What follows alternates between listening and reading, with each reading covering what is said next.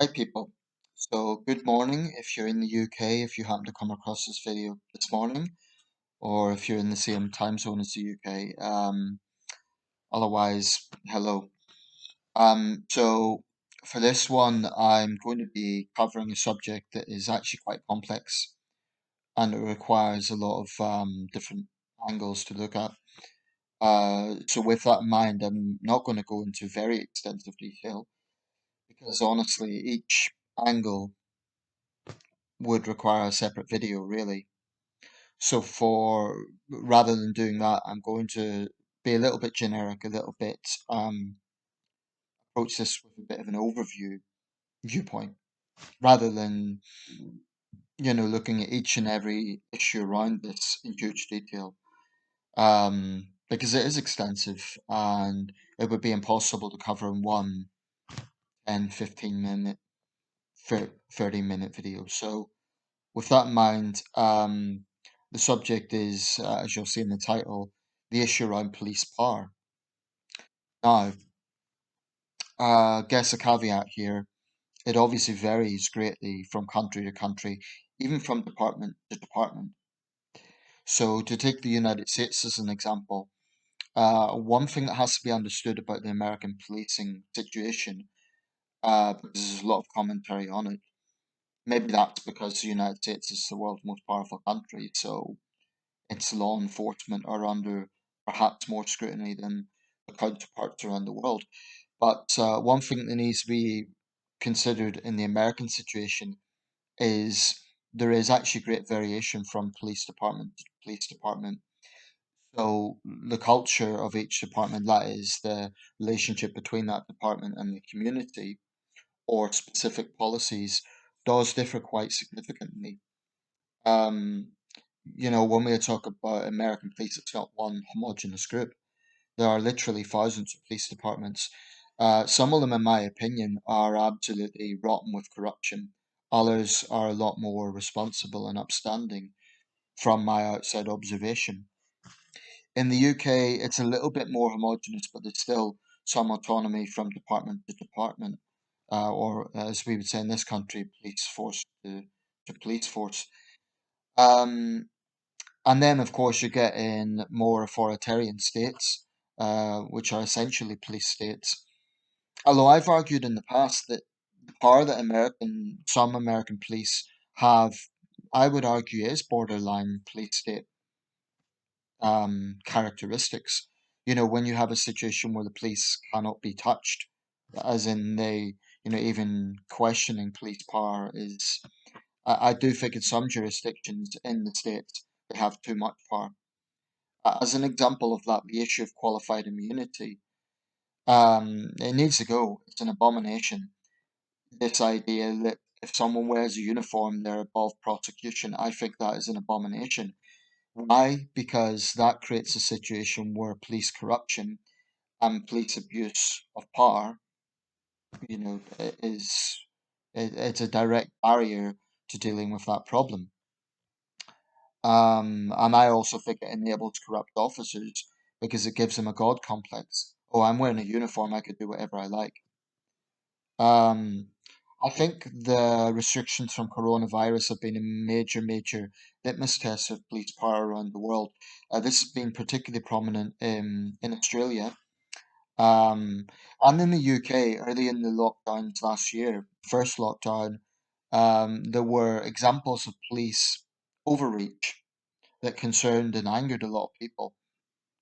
So I think something like a pandemic, which in some ways is an exceptional situation, it is an important litmus test of how the police respond. So, for example, if there is overreach on relatively trivial matters, but then the public say, well, where were you when, this serious crime is taking place? Police need to be very, very aware of public perceptions on this. Um, but, for me, when it comes to policing, it is a constant, constant, constant balancing act because there's two extremes here. On one hand, you have a situation where the police sometimes, and I am talking in generic terms here because I'm talking about a general overview of what I feel the situation should be. and there is going to be variation from police force to police force. But in a generic sense, I think that in the UK, for example, we have the principle of policing by consent. That is to say that when the modern police developed in about the 1850s under Sir Robert Peel, and its origins can be found in the Bow Street Runners in London and Henry Fielding's pioneering work in that regard. But basically, the modern policing, as it began in London in the 1840s, 1850s, the principle was policing by consent. That is to say that society entrusted these people as police constables to apprehend criminals because society didn't want to be targeted by criminals. And so there was a trust that we're going to give you this power, that power will be used to protect us. That's the principle of policing by consent. I suppose the opposite would be, I mean, this is just a kind of loose speculation, but I suppose the opposite to that would be anarchy. No police, you have criminals that basically do as they please, and the only way to stop them would be vigilantism or the public taking the law into their own hands. That obviously isn't a healthy situation. Sometimes it's forgotten that before we got modern policing under Sir Robert Peel, London, for example, it was, I believe at the time, it was the biggest city in the world. It was a violent, lawless place. We think London's bad today. In the 18th century, London was a lawless place, um, and it was dangerous. So, the public wanted something to change in that regard. I don't want to talk too much about the development of the respective American forces because I'm not informed enough to talk about that. I know in New York City, a bit like London, there was rival police forces. Some with it were within the city jurisdiction, some were beyond that. It's a scene in the fantastic film Gangs of New York. It sort of shows how there's a boxing match going on which is illegal within the city limits, but Leonardo DiCaprio's character asks the police commissioner, where are the city limits? So sort of showing the corruption of the time we will turn a blind eye to this, but also on how jurisdictions were defined.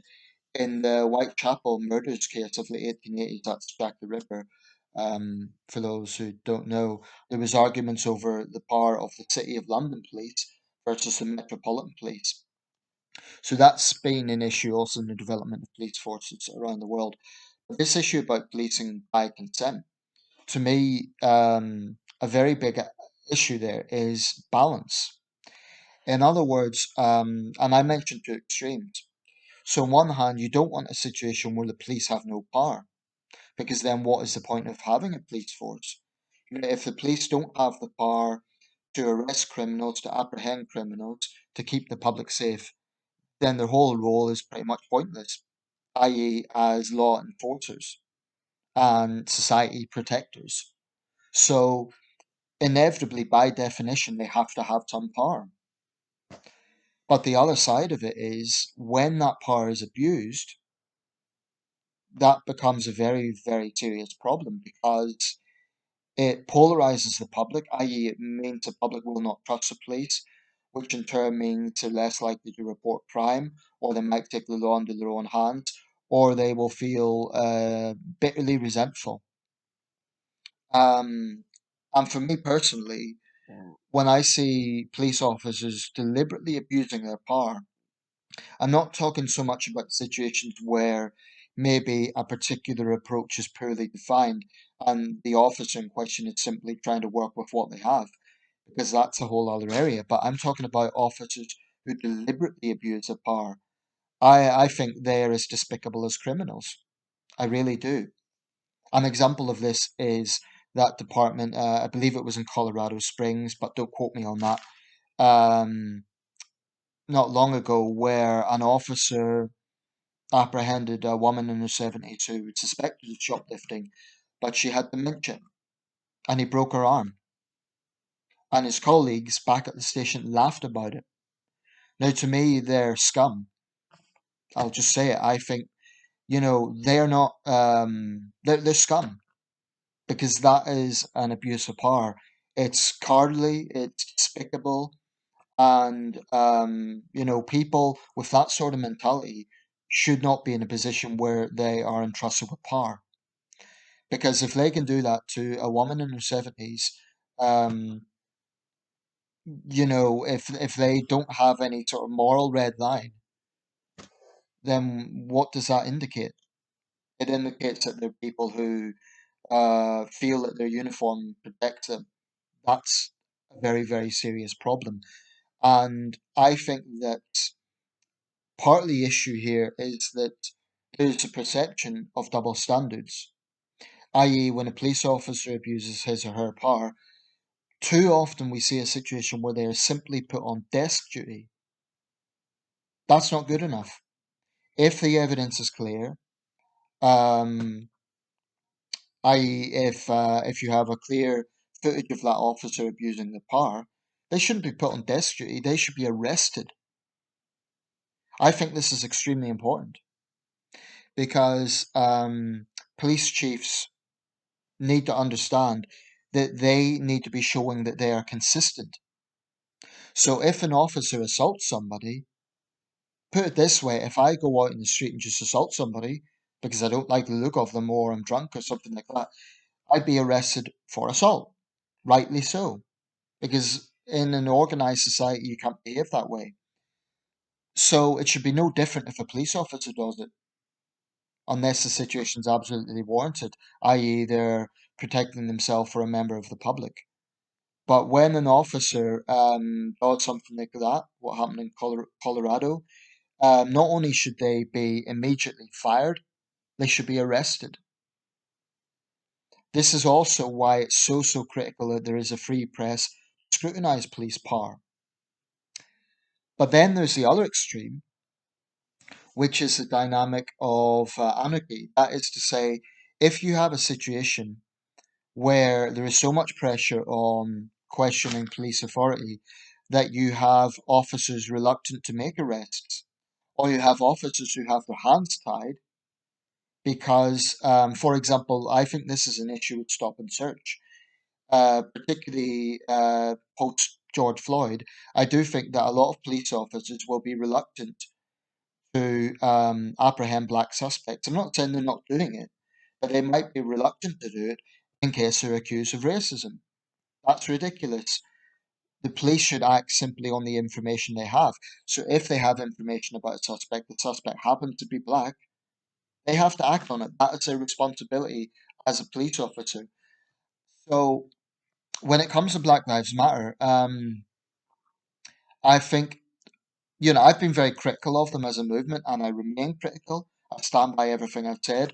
But I suppose one area which has been important is the attention that they have got and their focus on police shootings and so on. I suppose it has brought about public debate and public scrutiny of the extent of police power, and that's a good thing. So I suppose I have to give Black Lives Matter some credit in that sense, even though I disagree with some of the rhetoric that they come out with, and certainly some of their approach and tactics and polarizing language on race. They have they have brought up an important issue regarding the extent of police power. So I give them credit for that. I still disagree with some of the rhetoric that they come out with. I still disagree with such ridiculous notions as totally defunding the police. That is not the answer. The issue is about police power. It's not about defunding the police. Ridiculous. Because you can't expect the police to help victims of crime, including black victims of crime, if they don't have the resources to do so. That's just a ridiculous idea. Um, but I really don't think that it is too much to ask that you have police that are tasked with protecting the public, that are therefore given the resources and the power to do that, but that they also are held to account when they cross a line. I don't think that's too much to ask. And I don't really accept this argument. Sometimes people have this kind of defensive argument. Oh, well, they're in a pressurizing job. They have to make these decisions. Well, yes, they're in a pressurizing job. They're in a dangerous job. I mean, just looking at the UK example, being a metropolitan police officer must be one of the most stressful jobs in public life, in the public sector. I mean, they have to face riots, they have to face angry protesters, they have to face crowd control, all these really pressurizing, demanding situations. But with all of that, it's still not an excuse to abuse power, ever. Being in a pressurizing job is not an excuse to abuse power. I would make the same analogy with a soldier in a war zone. You know, the fact that they are saying awful things, the fact that maybe they had colleagues killed, wouldn't be an excuse to then take out their anger and frustration on an innocent civilian. These issues are so important. This question of power and the extent of it. Because I'm like everyone else. I just want a situation where if I'm a victim of crime and I call the police, they do what they can to apprehend the suspect. I'm pro police in that sense. And I don't want officers to have their hands tied. I don't want officers to feel, oh, I can't take action on this. They'll be accused of something. But I also think sometimes the police really don't help themselves. An example of this is when they use their manpower to, for example, go to someone's home and question them over using the wrong pronoun online. I think there's far too much policing of basically opinions and cyber crimes. It's different if we're talking about, you know, child sex predators or jihadists promoting terrorism or other extremists promoting extreme, you know, violent ideology online. Then there should be action against that. But I think there is far too much, and this is also an issue with government because they're the legislators. There is far too much police time spent on these sort of thought crimes, essentially. And that is staggering when you think about it, because a country like the UK, we model ourselves on being a democracy and being free. But I think in recent years there has been far too much of a move towards sensitivity crimes. Um, that really is a big problem. And I think more often than not, the police have been willing participants in that move towards that sort of authoritarianism. I want to see police officers arresting thugs. I want to see police officers acting against mindless yobs who terrorize society. I don't want to see police officers spending time over someone using the wrong pronoun because they were in a debate about trans rights. Now, if someone is issuing threats against a trans person, that's a different matter. But there has to be common sense applied here. Another example of this ridiculous waste of time is when Merseyside police were ridiculed, rightly so, they deserved to be ridiculed, when they had this big poster talking about it is a criminal offence to, I forget the verbatim exactly, but it was something along the lines of it is an offence to be insensitive or something ridiculous like that. They said that isn't what we meant, and they had to apologize afterwards. I also think, like other areas of public life, there is far too much of an obsession with box ticking, frankly, diversity. Now, don't get me wrong, obviously, in diverse communities, it makes sense to have a diverse police force. If, for example, you have a majority black community and let's just say you had a majority white police force, that's clearly going to incite some tensions because there's going to be a trust factor there. So in that sense, I totally support giving people opportunities. But I think, like other areas of public life, there is too much of an obsession with this. The most important thing, the single most important thing, it's not how diverse a police department is, it is how effective that police department is. That's where the focus should be. So if you have a particular police force that is majority white, but they happen to be good at their job, good. That's the main focus. The the time shouldn't be spent on let's see how diverse we can be. It should be on how effective are these officers at doing their job, at helping the public, at apprehending criminals. Now, Of course, there will always be some limits on police power. The police can apprehend a suspect, but then, they might be in a very frustrating situation where you have a family who's been terrorized, or let's even go to a more profound example. A family has had a loved one murdered, and the police really, really work hard on that case, and they apprehend the person responsible, and then it goes to court, and over some technicality, that person is given basically a far, far more lenient sentence. Or even let's not use murder, let's use a violent assault or rape or another very serious crime. Um, I imagine it must be very frustrating for police officers, particularly those who have been tasked with working directly with bereaved family or victims of crime. It must be frustrating for them to then see a weak judge, sorry judges, but there is too much of this going on, then issue such a pathetically lenient sentence. Of course, it's frustrating for the victims, but it must be frustrating for police officers as well when they've worked really hard on the case. Not that police officers should determine sentencing, I'm not saying that, but it must be frustrating for them to see that sort of situation. Summed up, I'm pro police in principle, but, and this is a very big caveat, when police officers abuse their position, so whether that be unnecessary use of force, whether it be using, for example, powers that are temporarily given and getting into overreach. An example being the Sheffield police officer who went into a man's garden and told him he couldn't be outside in his own garden. Now, the man wasn't breaking lockdown restrictions at the time, and this officer went right up to his door, and I believe she was abusing her position. Maybe it was a case of she didn't understand her jurisdiction well enough.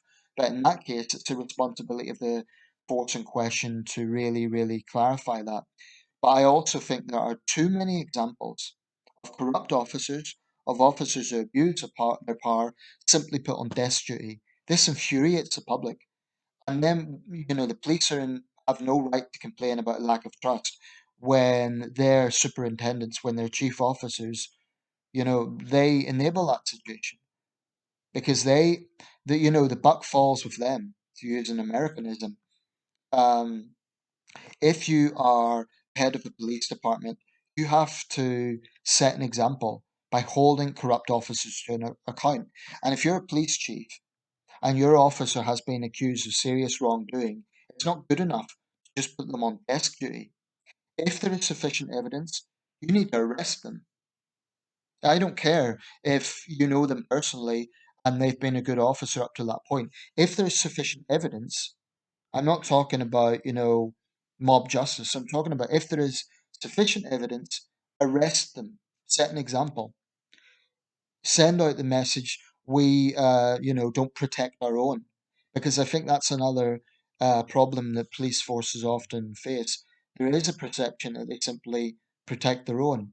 That then leads into speculation about corruption. It's not good enough to say, oh, we're not corrupt. They have to prove it. So this great balancing act, the public needs to support the police, and I think the government needs to give the police the powers they need to arrest criminals. But the caveat to that is it must be balanced out by saying, okay, you've got these powers, now act on them, and you're in a position of power, and the public's entrusting you with this, and we have a free press that will hold you to account, and you're in a demanding job, you know, all of these things need to be taken on board. So again, to me, it comes down to a balancing act because you have two extremes. On one hand, you have those who believe the police should be given, absolute power. I think they're dead wrong because they, just as much as anyone else, can find themselves on the receiving end of that sort of abuse of power. But the other extreme, and this tends to come from the left, is let's strip away all the powers or most of the powers. Well, that's ridiculous. If the police have their hands tied, they can't act. I suspect that most officers, or at least many officers, would broadly agree with my assessment. Because after all, decent officers don't want to be associated with corrupt officers, and decent officers who got into the police because they want to protect the public. They want to have the power to do that. They don't want the frustrations of feeling their hands are tied. So we need to give them the power to do that, to have the power to arrest criminals and judge situations in a practical way. Final point, probably for every corrupt bad officer, there's 10 good officers. But it's not enough just to say that. Police chiefs have to set an example. And any credible sign of corruption or abuse of power, they need to immediately act against it. And this business of putting the officer in question on desk duty, that's a slap on the wrist. The public see that and think, well, wait a second, if that was me, I'd be arrested. So it's not good enough. Police have to be constantly aware of public perception. Constantly. They need to listen to the public. And I'm not saying that they don't, but I think sometimes they do miss the mark. And this is such an important issue that they really can't afford to. Because ideally, we would have a situation where law abiding members of the public and the police are on the same side, against criminals. But as it stands, there is too much of a triangle situation going on. We have police, law abiding members of the public, criminals. The police and law abiding members of the public should be on the same side. And I think that trust gets worn down when you see, for example, police prioritize um, issues they really shouldn't be prioritizing. And then, when actual crime is happening, too often people say, well, where was the police? Why did this happen? And also, you get major oversight, like what recently happened in Plymouth, when a clearly troubled individual was allowed to hold his firearm despite, a previous assault charge. So, oversight like that damages public trust. I respect police officers. They are in a difficult job. I get that. They've chosen to be in that difficult job, and with that, they have to accept the responsibility and accountability.